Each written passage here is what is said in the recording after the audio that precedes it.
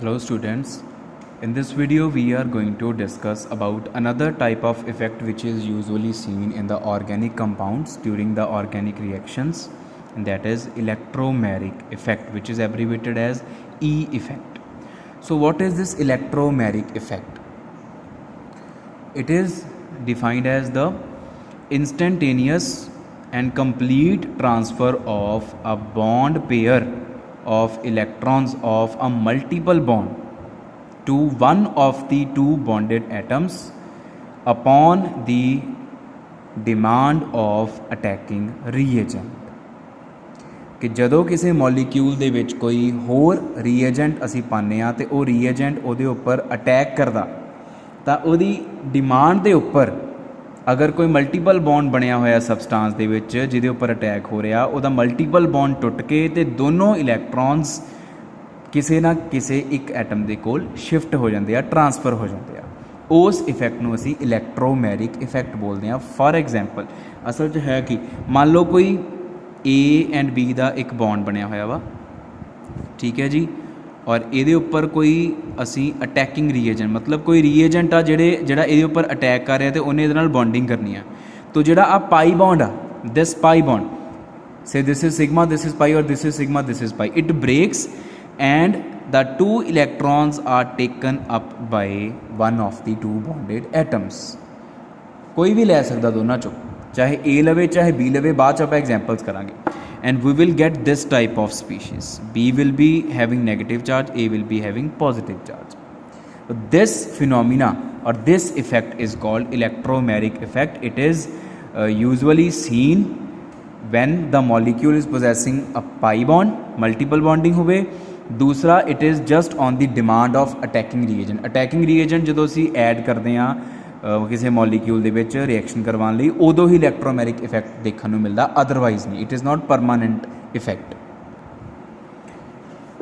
Now let us do examples of electromeric effect, but examples ਆਪਾਂ ਕਰਾਂਗੇ types ਨੂੰ study ਕਰਨ ਦੇ ਨਾਲ ਨਾਲ।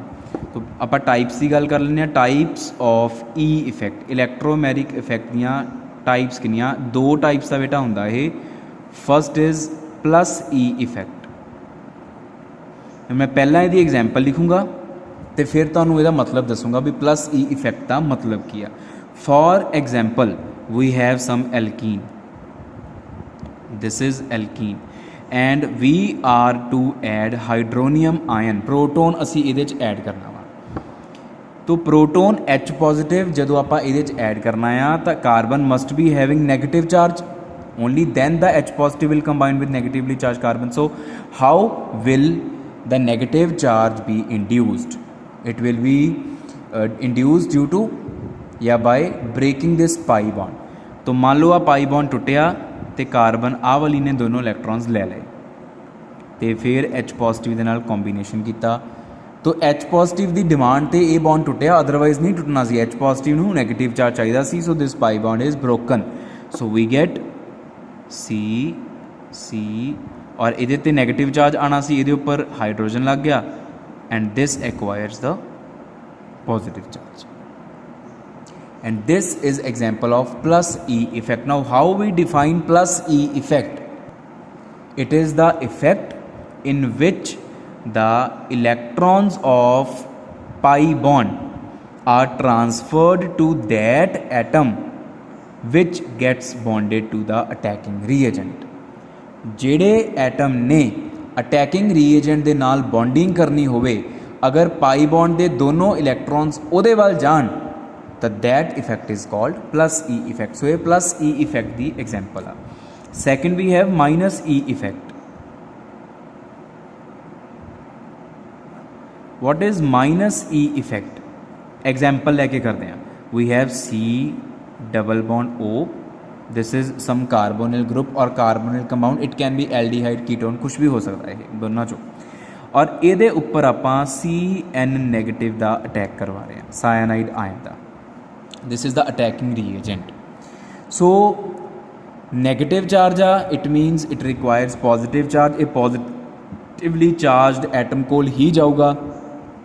और अगर आपां इस मल्टीपल बॉन्ड की गल करिए तो जिहड़ा ऑक्सीजन एंड कार्बन आ, इन्हां दोनों चों मोर इलैक्ट्रोनैगेटिव है ऑक्सीजन।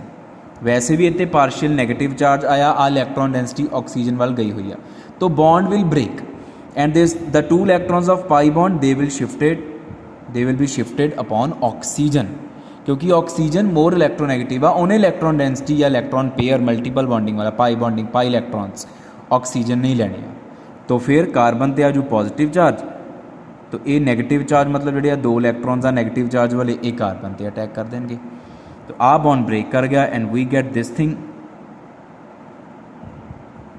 साडे कोल आ स्पीशीज़ बन गई। So this is minus E effect.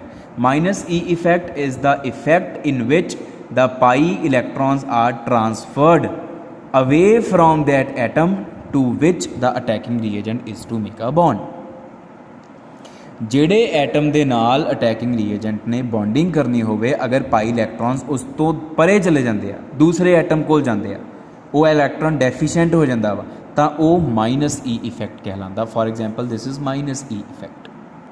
So बेटा ये एग्जाम्पल्स हो गया, टाइप्स हो गया, डेफिनेशन हो गई। एक टैंपरेरी इफेक्ट आ, उदों ही देखने को ड्यूरिंग द रिएक्शनस ही देखने को मिलता वा and it is seen upon the demand of attacking reagent, otherwise the pi electrons are not transferred to any of the 2 bonded atoms. ये सिर्फ अटैकिंग रिएजेंट की डिमांड पर होंदा। सो इस इफेक्ट का सिग्निफिकेंस की आ, एप्लीकेशन पार्ट की आ, आपां इत्थे नहीं डिस्कस कर रहे। नैक्सट चैप्टर्स के नैक्सट वीडियो लैक्चरस के तुहानूं इन्हां दा एप्लीकेशन, इन्हां दी इलैक्ट्रोमैरिक का सिग्निफिकेंस अपने आप देखने को मिलेगा। Electromeric effect explains the mechanism of so many addition reactions. बहुत सारिया एडिशन रिएक्शनस का जिहड़ा मैकेनिज़म आ, इवन सबस्टिट्यूशन रिएक्शनस का, ऑर्गेनिक रिएक्शनस का जिहड़ा मैकेनिज़म आ, वो इलैक्ट्रोमैरिक इफेक्ट उहदे च बहुत ही अहमियत रखता वा, इंपॉर्टेंस रखता। तो वो मैकेनिज़म्स ਆਪਾਂ अगले वीडियो लैक्चरस ਦੇ ਵਿੱਚ नैक्सट ਜਿਹੜੇ ਚੈਪਟਰਸ ਆਪਾਂ ਕਰਨੇ ਉਹਦੇ 'ਚ ਤੁਹਾਨੂੰ ਦੇਖਣ ਨੂੰ ਮਿਲੂਗਾ ਕਿ ਇਲੈਕਟ੍ਰੋਮੈਰਿਕ ਇਫੈਕਟ ਕਿੱਦਾਂ ਮੈਕੈਨਿਜ਼ਮਸ ਨੂੰ ਐਕਸਪਲੇਨ ਕਰਦਾ। ਇੱਕ ਚੀਜ਼ ਹੋਰ ਆਪਾਂ ਇਹਦੇ ਬਾਰੇ ਡਿਸਕਸ ਕਰ ਲਈਏ ਕਿ ਸਮਟਾਈਮਸ ਇੰਡਕਟਿਵ ਇਫੈਕਟ ਤੇ ਇਲੈਕਟ੍ਰੋਮੈਰਿਕ ਇਫੈਕਟ ਦੋਨੋਂ ਹੀ ਆਪਰੇਟ ਕਰ ਰਹੇ ਹੁੰਦੇ ਆ ਮੋਲੀਕਿਊਲ 'ਚ। ਉਸ ਕੇਸ ਦੇ ਵਿੱਚ ਜੇ ਤਾਂ ਦੋਨੋਂ ਸੇਮ ਸਾਈਡ ਨੂੰ ਜਾ ਰਿਹਾ +I +E ਫਿਰ ਤਾਂ ਠੀਕ ਹੈ। ਜੇ ਦੋਨੋਂ ਆਪੋजिट ਆ, इंडक्टिव इफैक्ट कुछ होर चाहता आ, electromeric effect demand something else, तो फिर उस केस दे विच usually electromeric effect dominates over inductive effect. जे तो दोनों एक दूसरे को रीएनफोर्स कर रहे, दोनों की आपस च सेम सलाह आ, सेम इफैक्ट आ, सेम चेंजिज आ दोनों करके, then it is okay. But if the influence of both the effects is different in the molecule, then usually electromeric effect dominates. So this is all about the electromeric effect.